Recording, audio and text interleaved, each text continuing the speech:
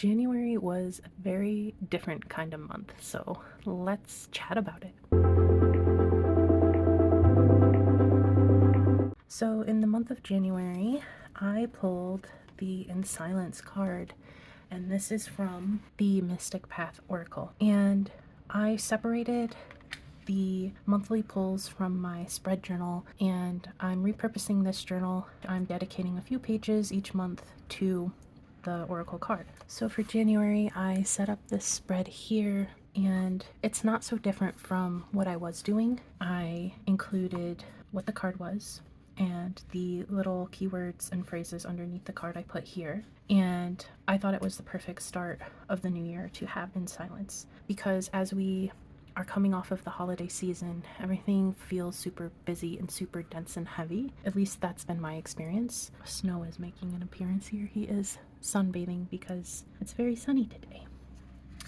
Anywho, but you're coming off of a really busy time, and to pull a card such as In Silence really I felt was very applicable to what I needed at the time for January. And I wasn't quite sure, I believe I mentioned, I wasn't sure how I was going to journal, because this deck doesn't come with a guidebook. It simply is what you get. What you see is what you get. I wasn't quite sure how I was going to set up this new journal. I think I counted it out, and the journal has enough for every single month to have basically 2 spreads. So like a spread like this, and then another set of another spread here. And I pulled out some definitions. Again, I think that was a healthy practice for me last year that I wanted to carry over, as well as the card symbols and how they might relate to the keyword. And then you can kind of see maybe what the artist's intention was in choosing each of the things in the depiction. At some point I will be adding an image of the card. I think that would be really helpful looking back on things. And then I added a place for some journal prompts. And I ended up doing these prompts in my personal journal. I think that's a perfect place to dive into it more. So I've listed, I think there were 4 or 5 journal prompts. Then I thought about the keyword In Silence and what specific spreads that I could do with tarot, with oracles surrounding that overall message. And I came up with 2 here. One is the Inner Truth spread, which is just a 3-card spread, and then the Silence Within spread, just centering more on that silence theme. And I thought that that was really helpful to do those spreads as they related to this message and maybe what it was trying to bring forward for me, because I don't exactly always know how it's going to relate each month. And then I thought a really good thing to do was to look at my card of the month in my year ahead drawing, and for January it was the 10 of Coins, or the 10 of Pentacles. And I wanted to kind of journal a little bit about those 2 specifically together and how those messages might work together. And I tied it specifically with the manifestation box that I created. I have a video on that, and I'll link it above if you want to check it out. But the long-term vision, I really feel like the 10 of Coins is all about that vision and sustainability. It's about building towards something that you're going to keep around for the long haul, and how I can reflect on what I'm trying to build with that specific manifestation.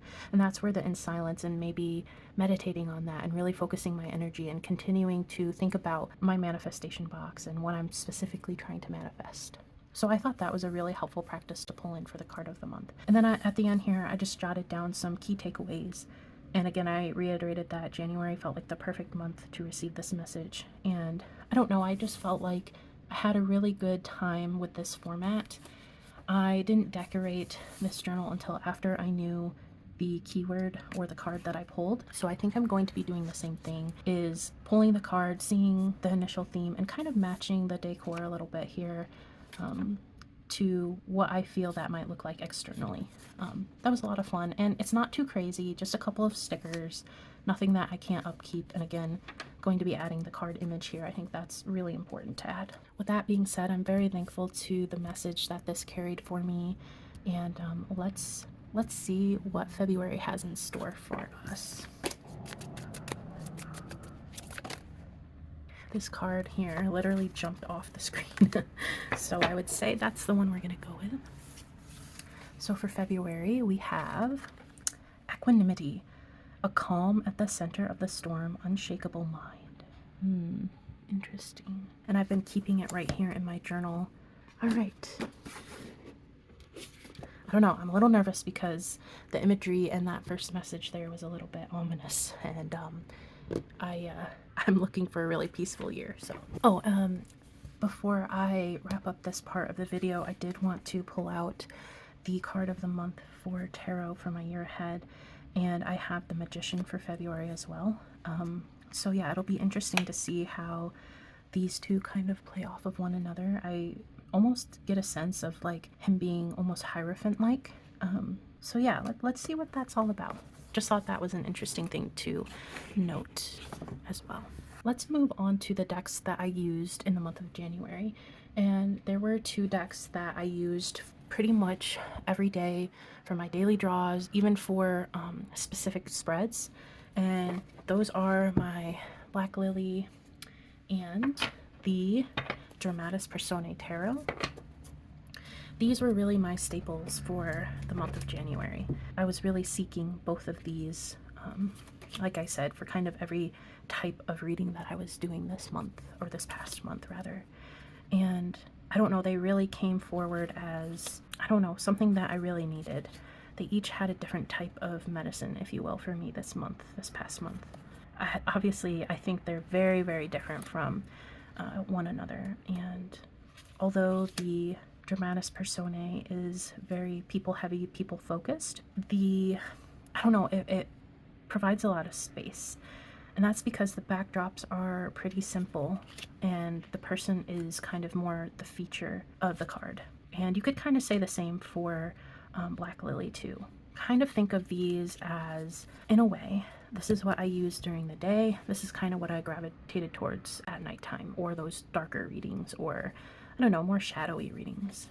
This is what I used basically for daily draws. I mean, every once in a while I would use this, but again, I really did use these with a day and night kind of theme going on. And I don't know, they're just exactly what I was needing. The deck that I started with this year is Tarot of the Animal Lords, and for the first 2 weeks, this is really what I was drawn to.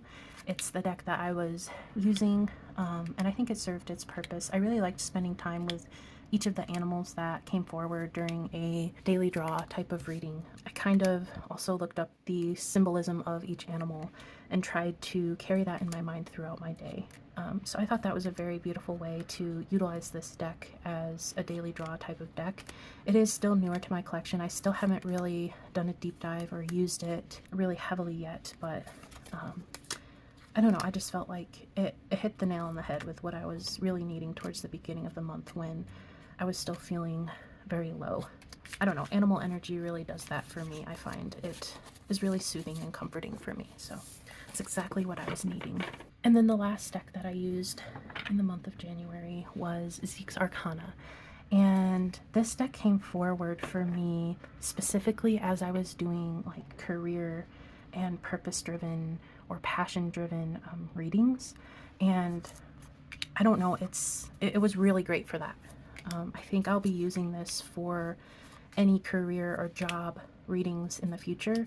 Anything that has to do with passion, so whether that's passion projects, maybe my hobbies, anything like that, it really matched the energy well. It gave really sound advice. Yeah, it just really came forward as a great deck for like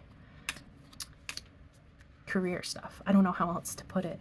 A really solid reader in that way, and I never expected that because it's super fantastical, so I can kind of see the tie to like passions and, you know, creativity and that fire within. Definitely it matches up to that, but for more practical matters of like money and career and job stuff, I really wasn't expecting it to come forward in that way, but it really did.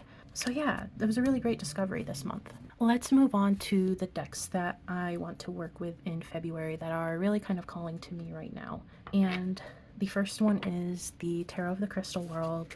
I can't help myself. I don't know, this just feels February to me, and I can't explain it other than that. It's just calling for me to work with it again, so I am going to be answering that call.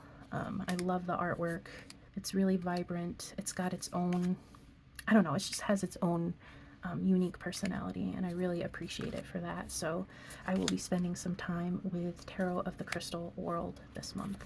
The next deck that I really want to work with this month is the Illuminated deck of Holy Souls. This is an oracle deck. It's pretty new. I believe you can still get it if you want it. It's by Lindsay D. Williams, who also is the creator of Desert Illuminations, which that is also out in mass market now. So you can also get your hands on that, which is really awesome. I don't know, I'm feeling drawn again to use this deck. I think that I haven't spent any good amount of time with it at all. I don't know, I'm feeling connected to working with different kind of energies. And this deck is really jam-packed full of them. And I think it's a great way to learn about new people, new figures, new potential, entities to work with. That's something new that I would like to kind of introduce into my practice. I haven't worked with a deity or a god or goddess in a while now, so I'm looking forward to, I just feel maybe more open and ready to invite someone in, and if they want to communicate through these cards, I welcome that. But in general, I'm just really looking to learn about different people and their backgrounds, different gods, goddesses, saints. I think this is the perfect deck to help me with that. The next deck that has kind of caught my eye to work with is my Tarotbot. This is just a lovely deck, and apparently, with Valentine's Day in the mix this month, I don't know, why not work with a deck that I really love and that really pours its own heart and soul into every time I work with it. I just want a reason to smile this month. I don't know, bring some joy to my day-to-day, joy to my readings. That is something, again, I guess I'm reiterating, but I'm really trying to have a little bit more fun in my practice this year, a little bit more joy. Yes, there is a time and place for more serious readings, but I have to remember that I love tarot. I love the different decks and the different artwork, and I love sinking into each one. And each of them, for me, has its own personality and set of characteristics, and those really bring out a different part of me. And I'm just really looking to be more joyful this year in general. And I think this deck is a very joyful, fun deck to work with and to have in my collection. And yeah, so that's why I chose Tarotbot for February, that I want to work with it. The deck that really caught my eye, or I'm really wanting to use pretty badly this month, is the Anthropologist Tarot. And I haven't really used this too much since I've gotten it. I've pulled a card here and there, but I feel in a good place to use this deck. It has a lot of color, and with February kind of being not the last month of wintertime, but at least in my mind, I'm like, okay, it's February, so next is March, and March is kind of like what I classify as we're starting to begin to enter springtime. So February kind of feels like that goodbye a little bit to winter, even though it'll stay cold here in the Northeast for several more months. Just that feeling of hibernation, I feel like, is kind of wrapping up in February, and then in March it starts to feel like we're waking up. And so this might be one I might use closer to the end of the month. I don't know, it might be one I use throughout the month, but I'm really feeling called to the style of art and the color and just how it reminds me of waking up from a really deep sleep. Yeah, I don't know. That's a long-winded way of saying I just really am looking forward to working with this deck. This is the one that I've had on my mind to work with in February. Okay, so let's talk about this guy right here. I have started my deep dive study of the Majestic Earth Tarot. I am filming this on the 1st, but I don't think this video is going to come out till midweek. So by then I'll be a few days into my study. And for the first, I think it's 4 or 5 days, I'm just getting my overall first impressions and really sitting with the cards, looking at their color story, laying them out, looking at, I don't know, just looking at them, not making any conclusions, not doing anything too deep yet, just getting my first impressions. But in my last wrap up, I believe I was talking about not knowing what or how I was going to set up a journal, if I was going to use a dedicated journal.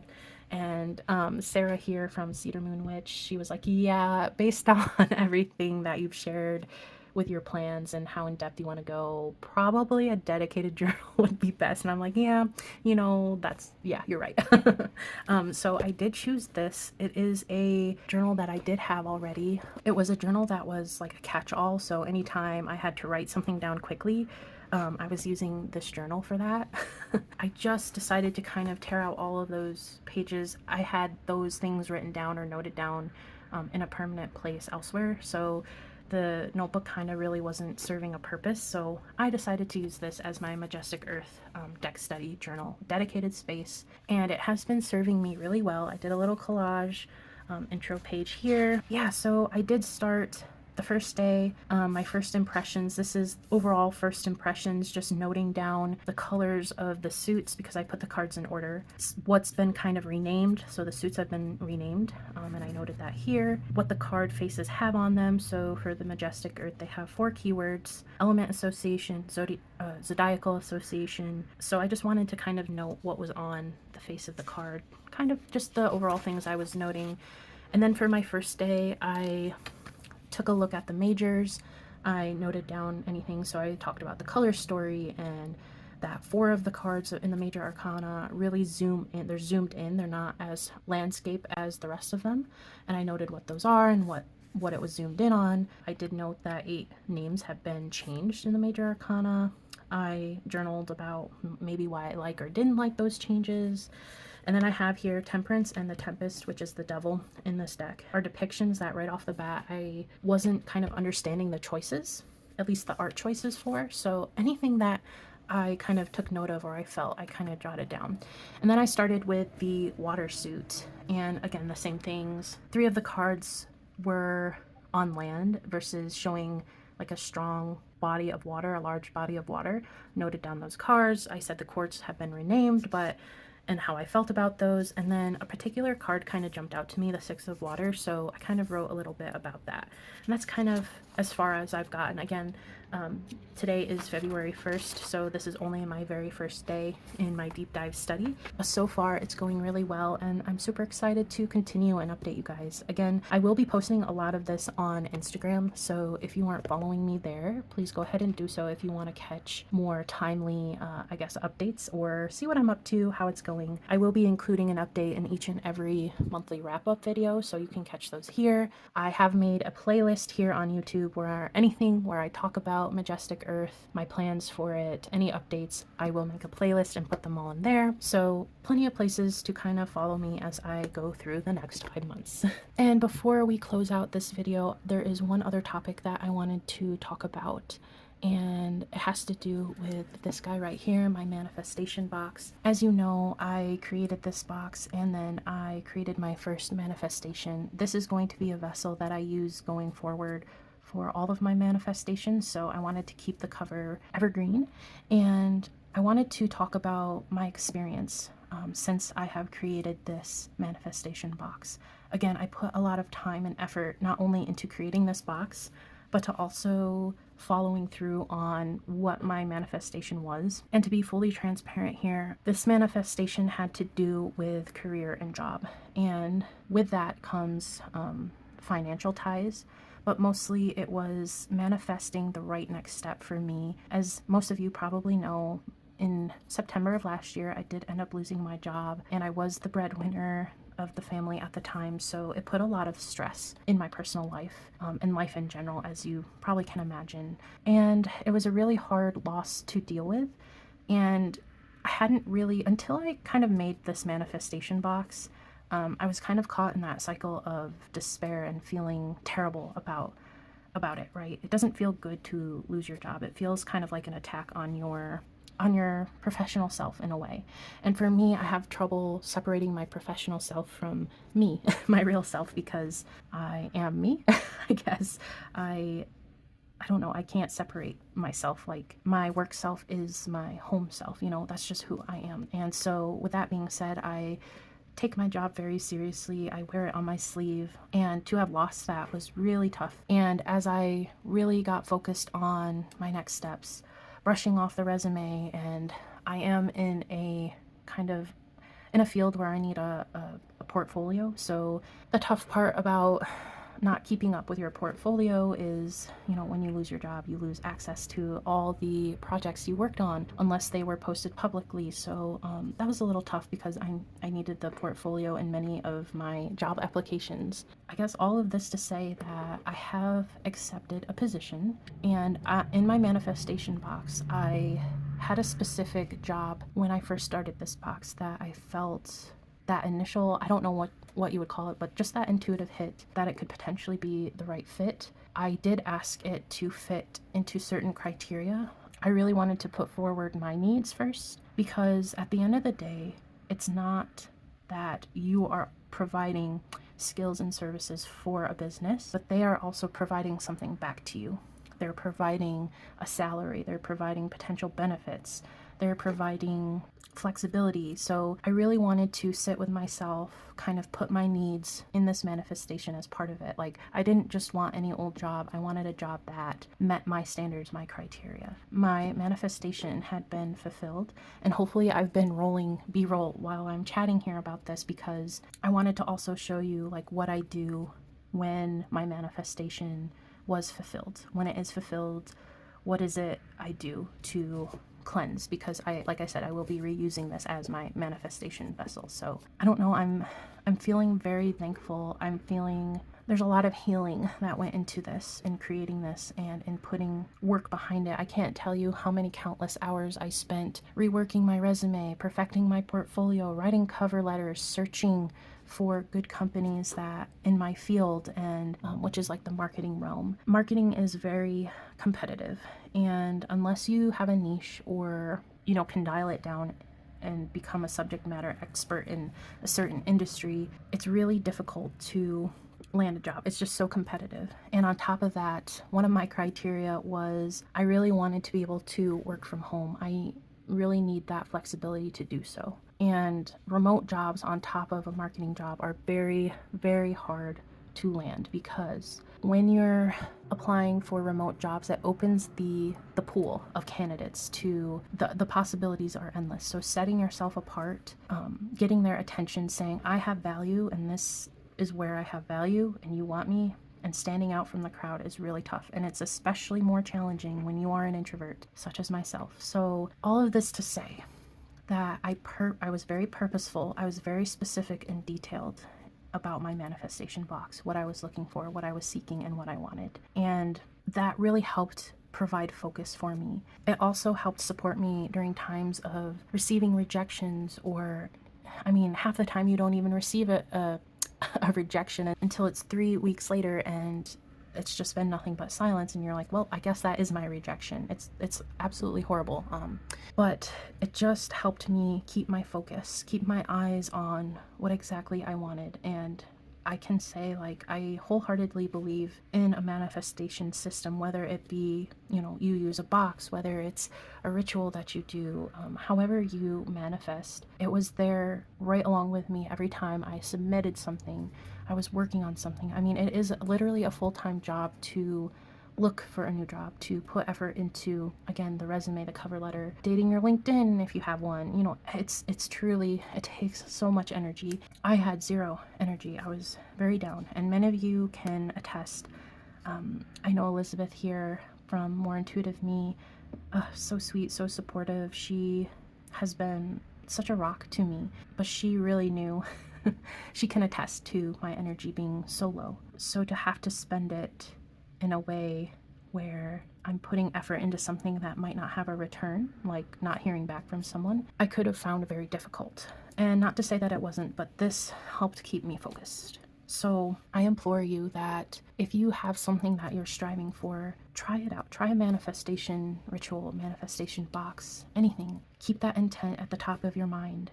Put energy into it, because again, unless you have the action behind this energy here, it's not just going to happen out of thin air. Yes, I am happy to share with you all that I will be having a muggle job yet again here soon. I start mid-February, just because they have to ship out all the equipment and such, but I'm very thankful not only to, is it selfish to say, but myself, for just sticking with myself, being with myself in the moments where I was so down, but also to everyone here that has shared a kind word, shared well wishes, or even just left a really lovely comment, because you have no idea how much that brightened my day. I thank you all for sticking with me as I go through such a rough moment in my life. Having this outlet here on YouTube has really helped me a lot. I had something creatively to look forward to, and I've made so many wonderful connections. So as much as this was something for me, I'm also very appreciative of everyone here for being there with me along the way. And I thank you all so much. I have noticed like my channel has been steadily growing, and thank you all so much for being here. It really truly means a lot to me.